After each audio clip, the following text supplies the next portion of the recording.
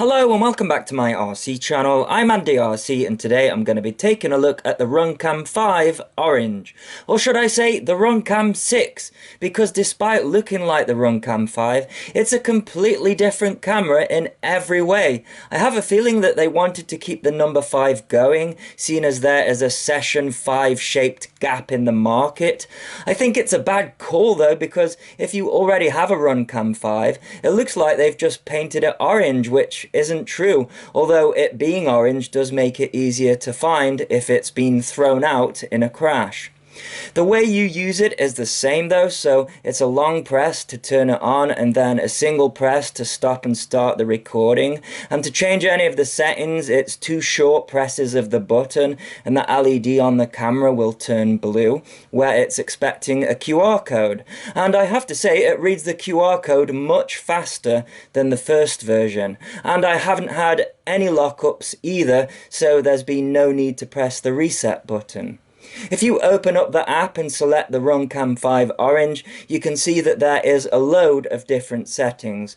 And if I select resolution, the camera now does 2.7K in 60 FPS rather than just 50 FPS. Then there's a new volume setting where normal can be used for speech, and the FPV setting muffles and reduces the audio level to stop it from clipping when you're flying in the air. You can now also lock the shutter and ISO sensitivity, which you couldn't do on the first version, but I'll be keeping everything on auto for today's test. There are 2 colour styles, normal or flat, but I couldn't notice much difference between the two, so I've done all of my testing on the normal setting. The distortion correction option is still there, which had a hidden secret on the first model. So if you selected 1440p and then turned distortion correction on, it dynamically stretched the image. You still had to go into a video editor and stretch the 4:3 image to 16:9 though. And unfortunately, they have taken that option away with the orange version. In fact, the app says distortion correction is only effective in some of the 16:9 resolutions. At first I thought this was their way of throwing you off the scent because a certain manufacturer has a patent on dynamically stretching video inside the camera itself, but I've tried it and unfortunately distortion correction does what it says on the tin this time and straightens out barrel distortion for the listed resolutions, so you'll lose some field of view if you use it. On the upside, the picture quality and dynamic range of the RunCam 5 Orange has improved so much over the first version. The fact that there is still a 4:3 1440p option means that you can still dynamically stretch the image yourself in a video editor to get that ultra-wide field of view. You can also do it in 4K because the 4K XV option is still there, which takes the 4:3 image and stretches it in a linear way, so if you reverse engineer that back to 4:3 and then apply dynamic stretching, you can have an ultra-wide field of view in 4K without compromising the aspect ratio of the image. Anyways, underneath that is electronic image stabilization, which again is only available in certain resolutions, but it wasn't available in the first version, so I'll take a look at that later. If I tab over to general, they have gotten rid of the silly RunCam watermark. I'm not sure what this USB function setting does. There's PC connection mode, which acts as a mass storage device when you plug it into a computer, but remote mode is not documented anywhere. I tried plugging it into the PC to see if it acted as a webcam, but I just got a USB driver error. Both of the RunCam 5s supposedly support video out, but you're only given a USB charging cable with no video out cables, so I wonder if they have implemented some kind of TX and RX from the USB to the flight controller to maybe start and stop the recording via RunCam controls in Betaflight. But RunCam is on holiday at the moment, so I can't ask them what it does, but that's what it sounds like it would do.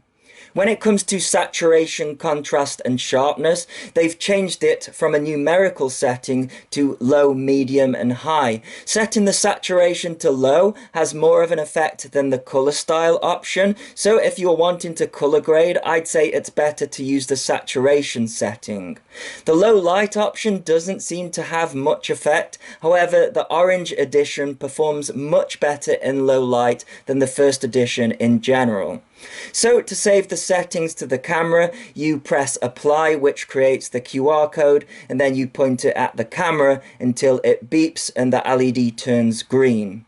I'm getting longer run times with the RunCam Orange as well. It recorded for 2 hours straight in 1080p 60 mode and around 1 hour 40 in 4K 30, whereas back when I tested the first RunCam 5, it does about an hour and a half in 1080p 60 and just over an hour in 4K mode. They have the same size battery and the same sensor, so perhaps the processor has been changed or optimized. You get given 2 orange straps in the box, as well as a card telling you where to download the manual from. Next, I'm going to go through all of the different resolutions and see how adding electronic image stabilization and distortion correction affects the field of view. It's worth paying attention to how much extra vertical field of view the camera gets in 1440p mode, and also how the distortion correction or electronic image stabilization has no effect at all in 1440p mode. So all of these voice recordings are made with the volume set to normal and not FPV mode. This is 4K 30 FPS and 4K 30 with distortion correction turned on. 4K 30 with distortion correction turned on and electronic image stabilization. 4K 30 with distortion correction turned off, but electronic image stabilization turned on. 2.760 FPS with distortion correction turned off. 2.7K 60 with distortion correction turned on, and electronic image stabilization is not supported in this mode, so that's turned off. 1440p 60 with distortion correction turned off. The app says that distortion correction is not supported in 1440p 60 mode. 1440p 60 with distortion correction turned on, going against the app's advice that it will not work. 1440p 60 with distortion correction turned on and electronic image stabilization, which the app says will both not work in this mode. 1440p 60 with distortion correction turned off but electronic image stabilization turned on. Again, it says that electronic image stabilization is not supported in this mode. 1080p 60 with distortion correction turned off and electronic image stabilization also turned off. 1080p 60 with distortion correction turned on. 1080p 60 with distortion correction turned on and also electronic image stabilization turned on. 1080p 60 with distortion correction turned off, but electronic image stabilization turned on. RunCam 5 first edition 1080p 60 with distortion correction turned off. RunCam 5 first edition 1080p 60 with distortion correction turned on. You can see that when you use distortion correction on the first edition of the RunCam 5 in 1080p 60 mode, it also corrects for barrel distortion and doesn't add any dynamic stretching, so you lose field of view. RunCam 5 first edition 1440p 60 with distortion correction turned off. RunCam 5 first edition 1440p with lens distortion correction turned on. Stretched horizontally in a video editor to create dynamically stretched 4:3 to 16:9 video. This first flight was shot in 4K 30 FPS, so if your device can handle it, then you can up the resolution on YouTube to see the quality, although YouTube's compression still butchers the footage. In 4K 30, the high setting records at 60 megabits per second, and I'd always advise to use the high setting for all of the resolutions. Personally, I'd only use 4K if it had a 60 FPS option, but the Session 5 didn't have that. that, and you might already notice that the colour profile is very similar to the Session 5. The original RunCam 5 and this new orange version both weigh the same at 56 grams. I think anyone that has measured the weight and found them to be different perhaps didn't have an SD card in one of them. The Session 5 is 75 grams, so they are both quite a bit lighter than what they are trying to emulate. This flight was recorded with the audio set to normal, so I'll let you have a listen, but mind your ears because it's quite loud.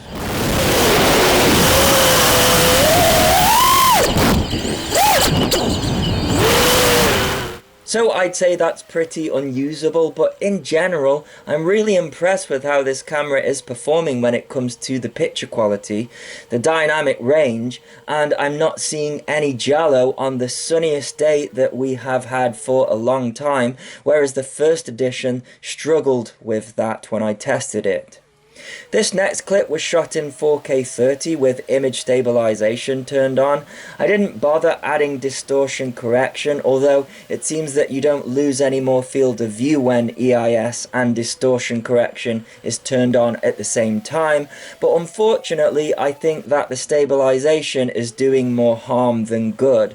Now, when I was flying, I wasn't sure what the outcome would be, so I've tried to cut out some of the aerobatic maneuvers I was doing, but even then, whatever method they are using to stabilize the footage, it isn't working because there's a lot of jumping, skipping and wobbling, which would be too unpredictable to use in any situation. You also lose too much field of view in my opinion, so I'd stay clear of it. So on to the next one, which was recorded in 2.7K 60 FPS, and I switched the audio setting to the FPV option, so you can have a listen to that.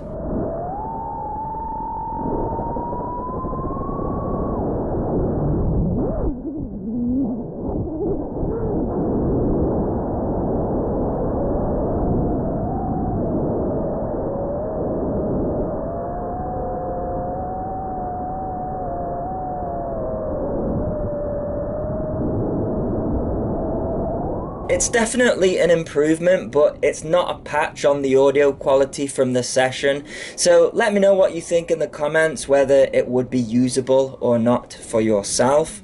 The high quality mode for 2.7K 60 FPS records at 60 megabit, and 1080p 60 has an identical field of view to this, so if you want to know what that looks like, then just change the quality on YouTube to 1080p 60, and on the high setting it records at 45 megabit for 1080p 60.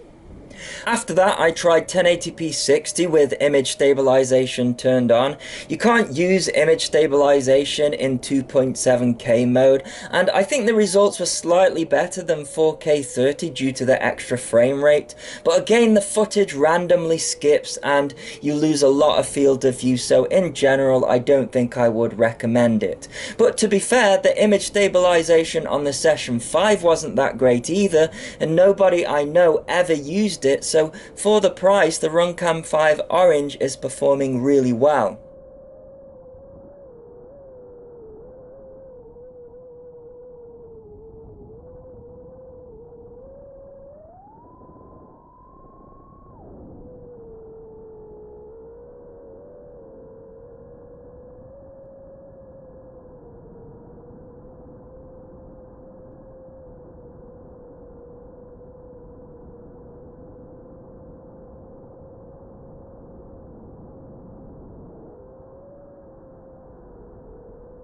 Before I show you my favourite setting, here is a flight done with the first edition of the RunCam 5 in 1080p 60 mode, and you would think that it was done on a different day. I'm not sure if this will show through on YouTube, but the raw footage looks like it has a lot of sharpening added to it. The colours are less accurate, and it doesn't deal with dynamic range anywhere near as good as the RunCam Orange in my opinion. It's still a great camera though, and I'm not sure whether they will keep both of them on sale. The only thing that the first edition does better is the secret dynamic stretching in 1440p mode, which is convenient. However, I'd rather have a better picture from the RunCam Orange and dynamically stretch the picture myself.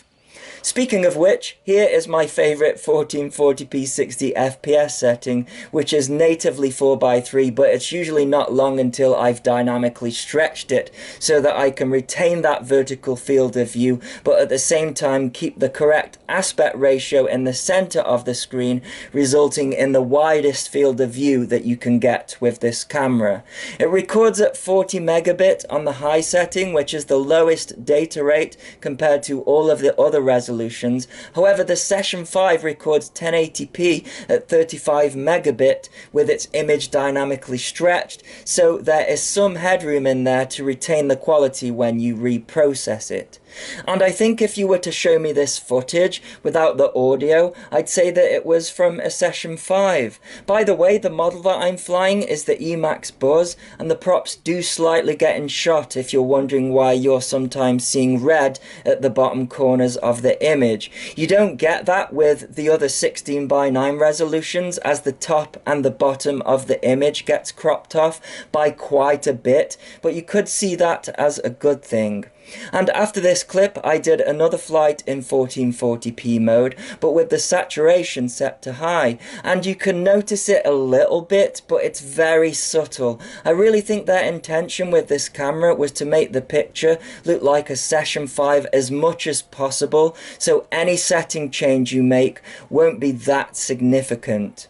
I think a lot of people are going to ask the question, the RunCam 5 Orange or the Orca, and I think I'd say the RunCam Orange because I like its picture better, and while the Orca has usable audio, I would always pick better picture quality over audio. So I'll leave you with some flying, and I'll put a link in the description of this video as well as in a pinned comment if you wish to get one. And as always, thanks so much for watching. Please continue to subscribe. Cheers.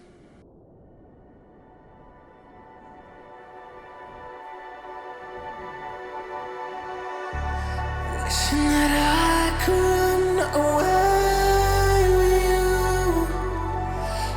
Imprisoned by fear, just pull me away, pull me away. Secret fantasies of me. Will they ever see the light of day, light of day?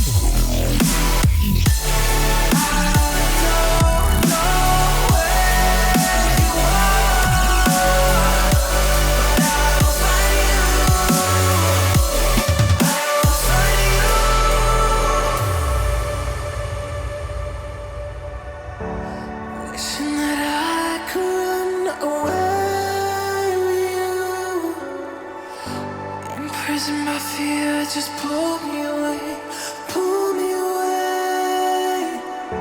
Secret fantasies of me.